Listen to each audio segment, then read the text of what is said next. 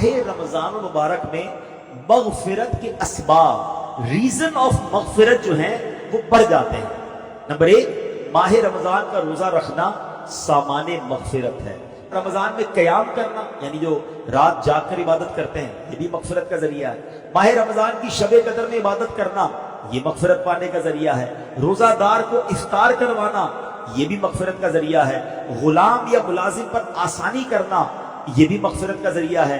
رمضان المبارک میں ذکر اللہ کی کثرت کی جائے کہ حدیث پاک میں ہے ماہ رمضان میں ذکر اللہ کرنے والا بخشا ہوا ہے، تو ذکر اللہ بھی مغفرت کا ذریعہ ہے۔ رمضان مبارک میں کثرت سے استغفار کرنے سے بھی بخشش کی خیرات ملتی ہے۔ اللہ اکبر، ذرا سوچئے اتنے سارے ریزن، اتنے سارے اسباب ہیں ماہ رمضان میں، یعنی رمضان تو ہمیں بخشوانے آ رہا ہے، ہم پر مہربانی کی جا رہی ہے، ہمیں چانس دیا جا رہا ہے کہ اے میرے گناہگار بندو وہ مہینہ آنے والا ہے جو تمہاری بخشش کے لیے ہے، تو ہمیں ماہ رمضان میں خوب عبادت کرنی ہے۔ اے میرے پیارے اسلامی بھائیوں، ماہ رمضان میں اب جب مغفرت کے اسباب ہم نے سنے نا تو ہم نے کیا کیا کرنا ہے یہ ذرا غور کریں۔ سب سے پہلے تو کام یہ کرنا ہے کہ ماہ رمضان کے آنے سے پہلے ہم پکی سچی توبہ کریں تاکہ گناہوں سے بالکل پاک اور صاف ہو کر رمضان المبارک کا استقبال کر پائیں۔ ماہ رمضان میں دوسرا کام کیا کریں کہ دن کا روزہ اور رات کا قیام یعنی تراویح اور نوافل ہرگز نہ چھوڑیں، دوسرا کام یہ ٹارگٹ لے لیں۔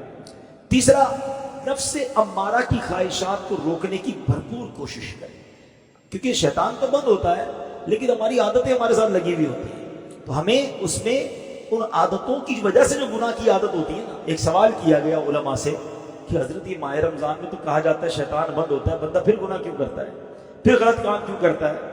تو بڑا پیارا علماء نے جواب دیا کہ سائیکل پر پیڈل مارو، مارتے رہو تو چلتی رہتی ہے، پھر اس کے بعد بہت سارے پیڈل مار کے روک دو پھر بھی کافی دیر تک چلتی رہتی ہے۔ فرمایا 11 مہینے شیطان نے اتنے پیڈل چلا دیے ہیں کہ باقی ایک مہینے کی بندے کی گناہوں کی سائیکل ویسی چلتی رہتی ہے، تو سائیکل رکے گی کیسے جب بریک لگاؤ گے؟ تو گناہوں کی عادت پر بریک لگانا ہے رمضان میں، ابھی سے تیاری شروع کر دو۔ یا رمضان میں فلمیں نہیں دیکھوں گا، رمضان میں گناہ نہیں کروں گا، رمضان میں جھوٹ نہیں بولوں گا، ابھی سے چھوڑو نا بھائی، رمضان کا کیوں انتظار ہے؟ ماہ رمضان کے استقبال میں گناہوں کو چھوڑنے کی ہمیں عادت ڈالنی چاہیے۔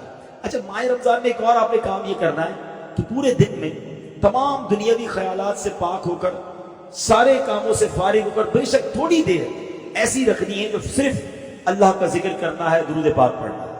ذکر اللہ والوں کی مغفرت ہے نا، تو اس کو ٹارگٹ کرنا ہے نا، حاصل کرنی ہے مغفرت۔ پھر فرمایا غریبوں اور مسکینوں کا خیال رکھیں، ماہ رمضان میں غریبوں پر وسعت کریں، غریبوں پر خرچ کریں، لوگوں کے ساتھ اچھا برتاؤ کریں۔ پھر ماہ رمضان میں ایک اور کام یہ کرنا ہے کہ خوب تلاوت کرنی ہے۔ ماہ رمضان تو ہے ہی نزول قرآن کا مہینہ نا، خوش نصیب لوگ میں نے دیکھا ہے کہ خوب تلاوت کرتے ہیں۔ کوشش کریں اللہ توفیق دے تو 3 بار قرآن ختم کرنے، 3 بار نہ کر سکے تو کم از کم 1 بار تو ختم قرآن رمضان میں اپنی تلاوت سے کریں۔